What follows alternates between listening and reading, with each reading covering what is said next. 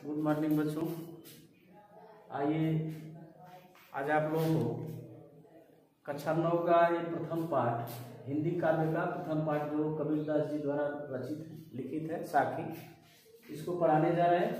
आपको सबसे पहले हम बता दे रहे हैं कि कबीरदास का जीवन परिचय। इसमें यहाँ देखिए कुछ शार्ट में हम लिखे हैं, इसको ध्यान से देखिए। जन्म यानी कबीरदास जी का जन्म जो है 1398 ईस्वी में लहरतारा स्थान है जो बनारस में काशी में यानी उत्तर प्रदेश काशी में हुआ था ये जो है। और इनकी मृत्यु जो है 1518 ईस्वी यानी 120 वर्षों तक ये जीवित रहे। कबीरदास जी 120 वर्षों तक जीवित रहे। 120 वर्ष की अवस्था में ये जो है 1518 में इनकी मृत्यु हो गई। इनके गुरु रामानंद जी थे और इनके माता पिता का नाम नीरू और नीमा। बताया जाता है कि कबीरदास एक विधवा ब्राह्मणी के गर्भ से पैदा हुए थे और उसने जो है विधवा ब्राह्मणी ने लोक लाज के भय से डर से कबीरदास को लहरतारा नामक तालाब में फेंक दिया था और वहां पर नीरू और नीमा नाम के जो दो जुलाहे दंपति थे, इन्होंने जो है कबीरदास को पाया था उस तालाब से और इनका पालन पोषण किया। तो इस प्रकार से इनके माता पिता नीरू और नीमा हुए और इनकी पत्नी का नाम लोही था। लोही से इनकी शादी हुई थी जिससे इनको एक पुत्र और एक पुत्री यानी कमाल नामक एक पुत्र और कमाली नाम की एक पुत्री जो है इनसे पैदा हुई। इनकी जो है एक रचना है जो बीजक है जिसको श्याम सुंदर दास ने नागरिक साणी सभा काशी से जो है प्रकाशित करवाया था, संपादन में मतलब संपादित करवाया था, जिसके 3 भाग हैं साखी, शबद और प्रमेय। तो इस तरह से ये इनका संक्षिप्त परिचय था। और यहाँ देख लीजिए इनकी भाषा जो है पंचमेल खिचड़ी है, सदुकड़ी है। ये संक्षिप्त इनका परिचय रहा। अब आइए इनका जो है हम साखी आपको बता रहे हैं। किताब खोल लीजिए आप सभी लोग। कबीरदास जी का जो साखी है उसको खोल लीजिए। पहला इसमें देखिए, हम किताब से देख करके आपको अर्थ बता रहे हैं, किताब में आप ध्यान से देखते जाइए।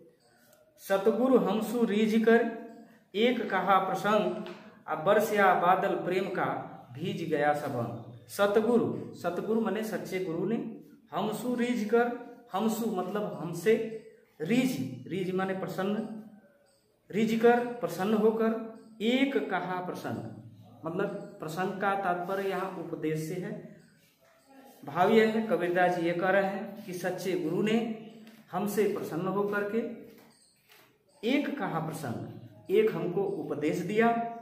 बरसिया बादल प्रेम का भीज गया सबंग। और कह रहे हैं कबीरदास जी कि उस उपदेश से क्या हो गया, बरसिया बादल प्रेम का, यानी हमारे ऊपर जो है प्रेम स्नेह और ज्ञान का ऐसा बादल जो है बारिश किया, ऐसी जो है बारिश हुई कि भीज गया सब अंग। कह रहे हैं कि हमारा संपूर्ण शरीर ही क्या हो गया, भीग गया। अर्थात हम ज्ञान के प्रकाश से हम जो है या हमारा शरीर पूर्ण रूप से वह क्या हो गया, वह मतलब प्रकाशित हो गया।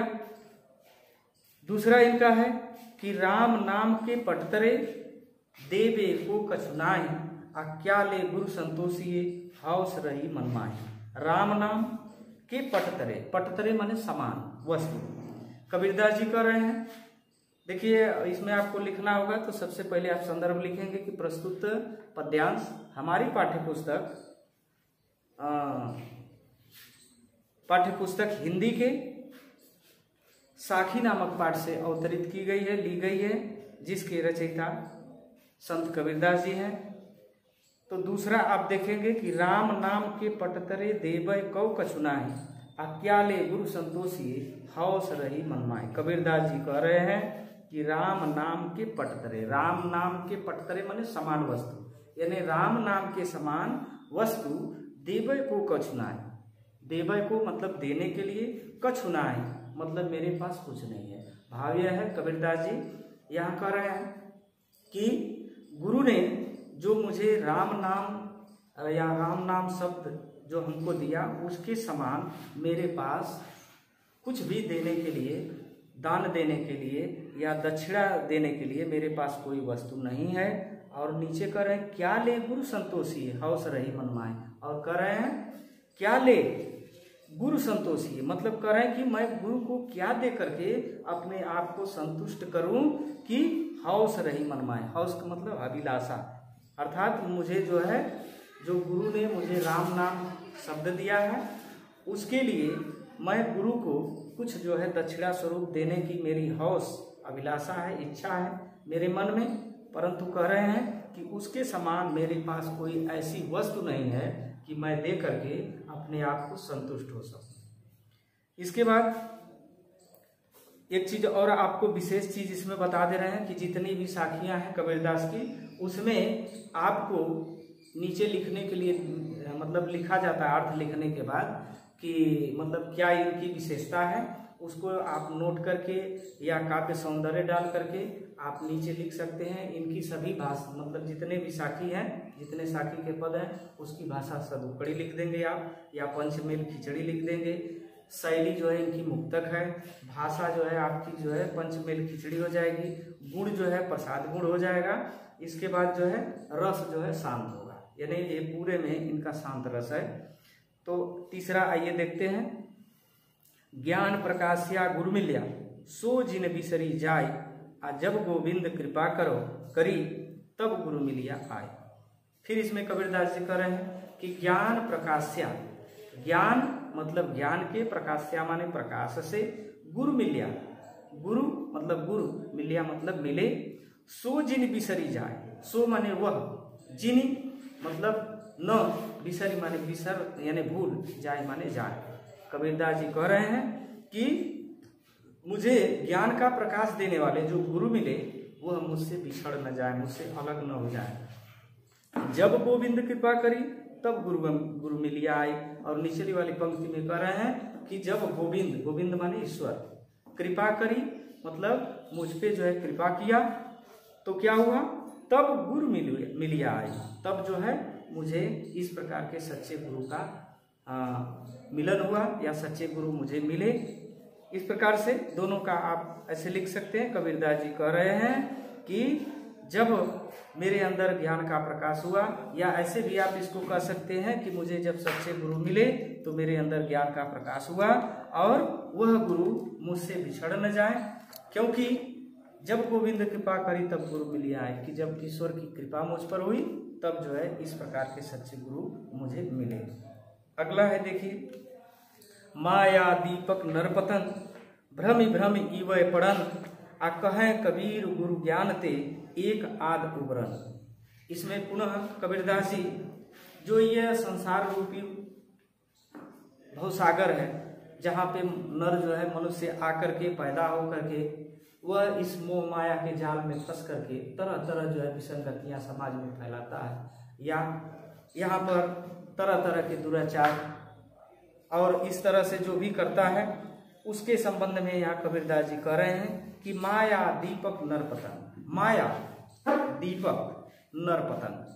भाव यहाँ है कि जिस प्रकार से आप देखते होंगे कि एक दीपक जब वह प्रकाश देता है, जलता है, तो तमाम कीट पतंगे वहाँ जो है जाते हैं और होता क्या है, वह जो है उसमें जल करके मर जाते हैं। उसी प्रकार से कबीरदास जी यहाँ इस आत्मा को या इस जीव को बता रहे हैं कि इस संसार रूपी दीपक में यह जो है जल करके मर जाता है। भाव देखिए पूरे का, करें कि माया दीपक नरपतन, माया जो मोह माया है इस संसार का, उसे कबीरदास जी बता रहे हैं कि दीपक है।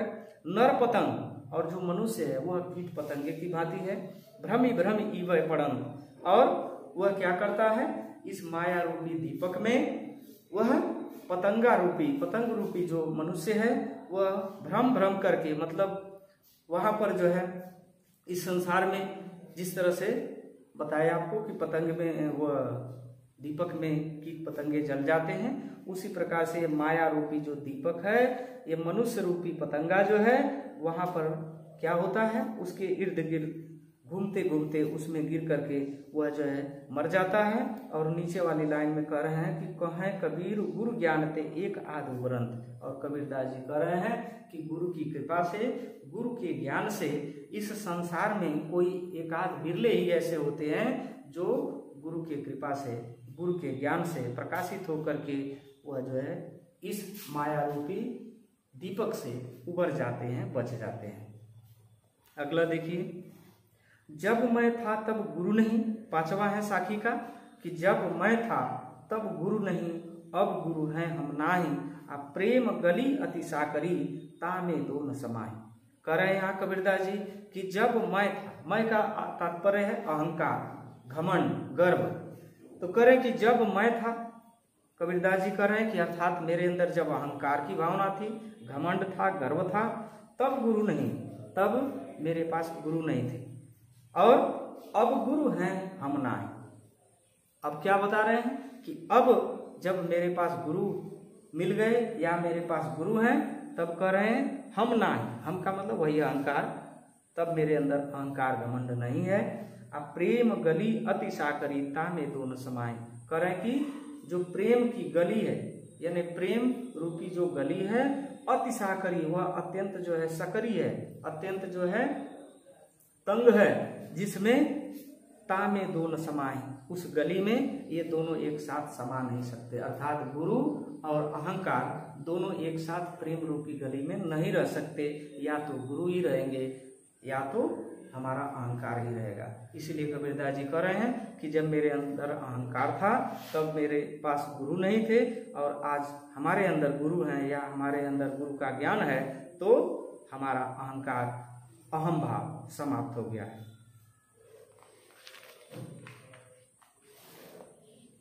आगे बढ़ाए ना, बताएं। इसके बाद साखी का छठवां देखिए, भगति भजन हरि नाव है, दूजा दुख अपार, आ मन सा बाचा कर्मना, कबीरा सुमिरन सा। कबीरदास जी यहाँ बता रहे हैं कि भगति भजन हरि नाव है। ये आपको पहले ही बताए हैं, कबीरदास जी का यही जो सार था, तत्व था। ये बता रहे थे कि ये जो संसार है यह मोह माया का संसार है। यहाँ पर वो क्या बता रहे हैं कि इस मोह माया रूपी संसार से जीव या जीवात्मा या मनुष्य, उसका तरनतार, उसका उद्धार तभी हो सकता है जब वह जो है ईश्वर का स्मरण करे। तो यहाँ देखिए उसी उद्देश्य को यहाँ परिभाषित करते हुए, बताते हुए कबीरदास जी कह रहे हैं कि भगति भजन हरि नाव है, दूजा दुख अपार। भगति मतलब भक्ति, भजन मतलब ईश्वर का भजन, हरि मतलब ईश्वर का, नाव है, नाव मतलब नाव से, नौका से है, दूजा दुख अपार। करें कि ईश्वर का भक्ति भजन ही इस संसार रूपी जो अथाह सागर है, इससे तरनतार होने का, उद्धार होने का या पार होने का एक नाव है, साधन है, जिस नाव पे चढ़ करके, यानी भक्ति भजन रूपी नौका पर चढ़ करके हम इस संसार रूपी भव सागर से पार हो सकते हैं। दूजा दुख अपार, दूजा माने दूसरा, वह क्या है? दुख अपार, यानी अपार, अत्यधिक, बहुत दुख का क्या है? कारण है। नीचे बता रहे हैं कि मनसा वाचा कर्मणा कबीर सुमिरन सा। कबीरदास जी कह रहे हैं कि इसलिए हमको मन से, मनसा माने मन से, वाचा माने वाणी से, कर्मणा यानी कर्म से हमको क्या करना चाहिए? कबीर सुमिरन सार। कबीरदास जी कह रहे हैं कि हमको उस ईश्वर का सुमिरन मतलब स्मरण करना चाहिए।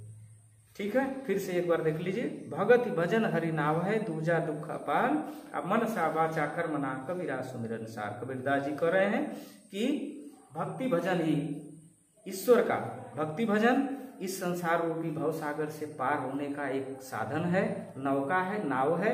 दूजा दुख अपार, इसके अलावा दूसरा कुछ वह हमें अत्यंत दुख का जो है, या दुख का खजाना है, या दुख का ही वह जो है आगे परिणाम है।